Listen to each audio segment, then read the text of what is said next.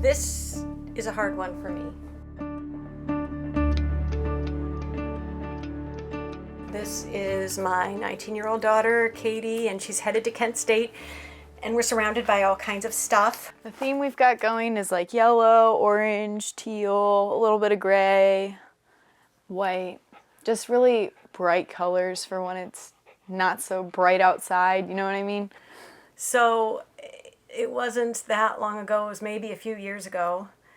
In this room, we had a different, not a happy time like it is now. You had a really, really hard time.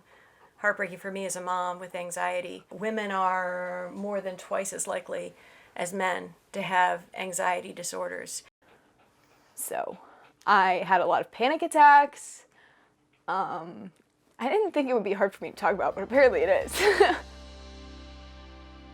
Tell us what that felt like, because a lot of people don't understand what a panic attack actually feels like. Well, it's hard to explain. For me personally, whenever I experienced it, it was when I was trying to go to bed. And I was so nervous about going to school the next day that my mind just kept racing.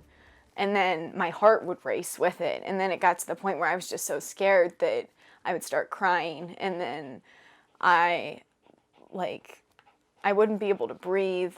And so it felt like dying, really. like you couldn't breathe, you couldn't, well, I mean, you could think, but it was just so many thoughts were in your head all at once, and it was just so overwhelming and horrible. It sucks. And it's hard for me as a mom. When you experienced that, I realized for the first time that I experienced the same thing, but I didn't know what it was called. The reason why I wanted you to describe it is because I think there are a lot of other people, especially women, and young women in particular, who face this, and they need to know they're not alone. Yeah. Anything felt impossible.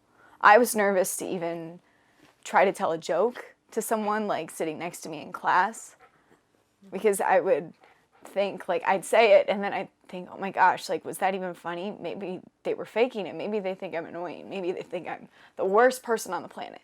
And then it would just spiral out of control.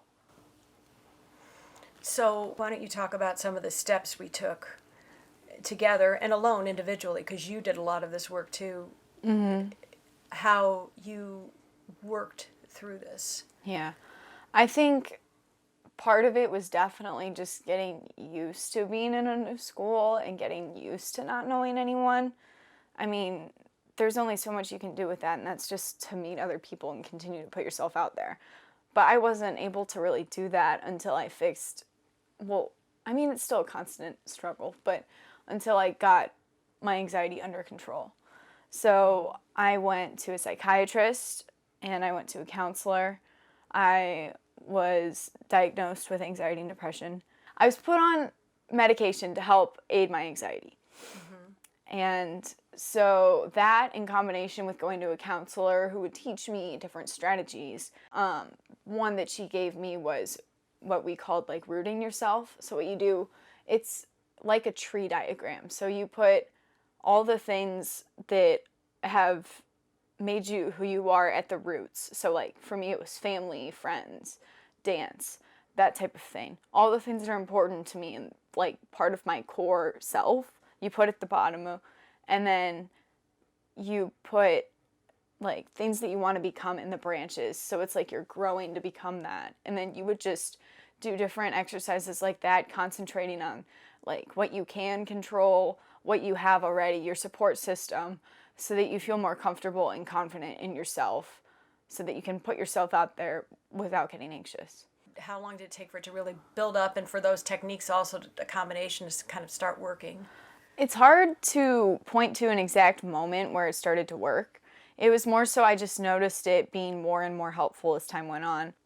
Like, for example, when I was sitting in my desk in Spanish class, I just thought to myself, like, hey, we should just, like, I should just say hi to that person. Like, it's not a big deal. That's my friend. Like, I can say hi to that person and not have to worry about them judging me or not liking me, because they're just a person and I'm just a person.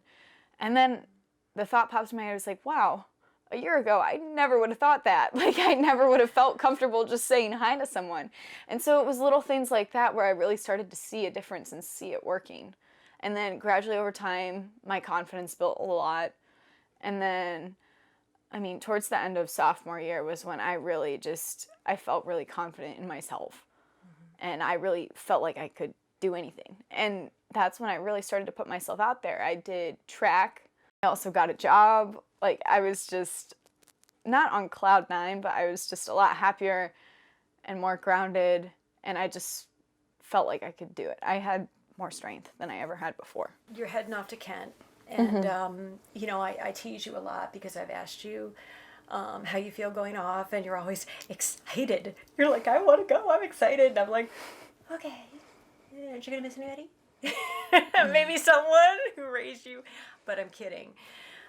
As a mom, I am so incredibly thrilled that you're excited and that you feel confident to do this. Anxiety is not me. That's not who I am. It's one little obstacle that I have to deal with in my life.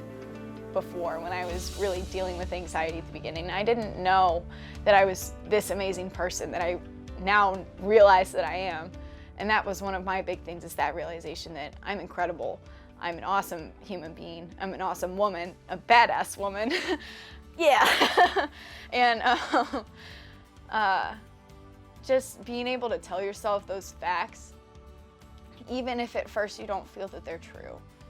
It helps you, it calms you down, it makes you concentrate on other things, positive things.